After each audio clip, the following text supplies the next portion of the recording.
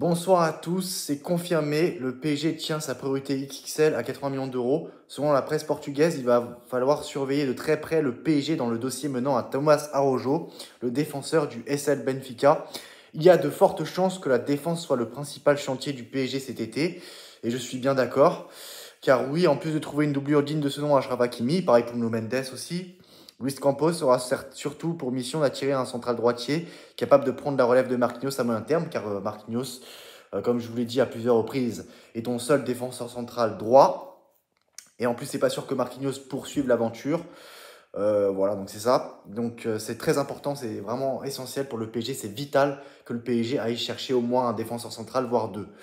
Le PSG continue de mettre la pression pour Thomas Araújo et un joueur semble cocher toutes les cases de la recrute idéale. Pour rappel, les critères de recrutement sont les suivants.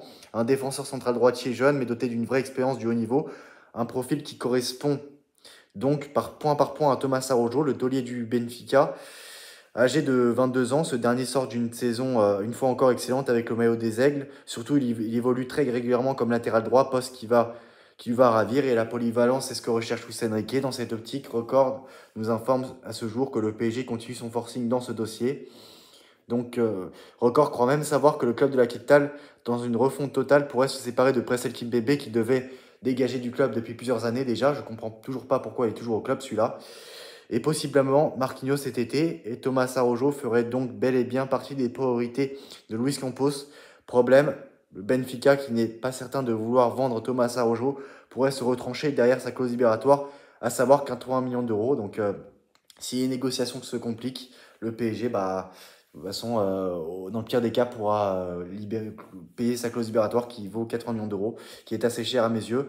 Et parce que c'est vrai que comme défenseur central gaucher, il n'y a que Lucas Beraldo, Lucas Hernandez. Lucas Hernandez, c'est pas sûr qu'il reste au PSG.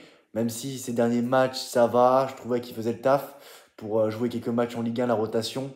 Mais je sais pas, franchement, Lucas Hernandez, Lucas Beraldo et Willian Pacho, il peut pas jouer tous les matchs. Donc c'est très important pour le PSG de recruter à ce poste-là. En plus, voilà, le prochain mercato estival pourrait être l'occasion pour le PSG de tourner une page importante de son histoire. Donc, deux piliers du projet Qatari pourraient partir de défenseurs. Je ne vais pas faire de suspense, ça parle de Marquinhos, voilà, qui peut s'engager, je ne sais pas où, en Arabie Saoudite. Voilà, il a une belle cote là-bas. Voilà, donc pour le pays, voilà, l'Arabie Saoudite pourra s'attirer pour le recruter. Un club, je ne sais pas lequel, peu importe. Une décision difficile qui pourrait permettre à Paris de réinvestir lourdement sur un nouveau patron défensif, comme je vous l'ai cité plus tôt, Thomas Araújo. Et Kimpembe, il est temps pour lui de quitter le club de la capitale française. De son côté, après celle Kimpembe vit une période bien plus compliquée, handicapé par une grave blessure. Son retour à son plus haut niveau reste très incertain. Kimpembe, qui a plus de 29 ans maintenant, pourra relancer sa carrière loin du Parc des Princes. Et il est temps pour lui de quitter le club. Et voilà, Kanguini, lui aussi, il faut qu'il quitte le club, hein. Il n'a plus rien à faire dans cette équipe. Je l'ai dit à plusieurs reprises. Enfin bref, voilà. N'hésitez pas à donner vos avis en commentaire. Qu'est-ce que vous pensez de tout ça? Et on se retrouve très prochainement pour une nouvelle vidéo. À très bientôt. Ciao.